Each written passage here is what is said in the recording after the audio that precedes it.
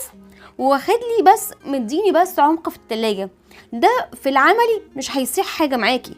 يعني انا محتاجة التصميم نفسه يكون بيساعدني ان التلاجة معايا تشيل اكتر. كل ما التلاجة كان فيها ارفف اكتر، يعني طريقة التنسيق بتاعتها والتقسيمة بتاعتها من جوه عملية، كل ما ده ادى ان هي تشيل معايا اكتر.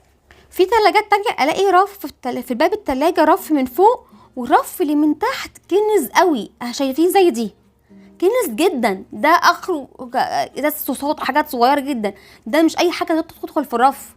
يعني عمليا ده يعني هلاقي فيه مش عملي معايا. فانا التصميم قد ايه مهم جدا. انا مش كل يوم والتاني انزل اتلافى تلاجة ولا اشتري تلاجة حاليا بقت اسعارها فلكيه.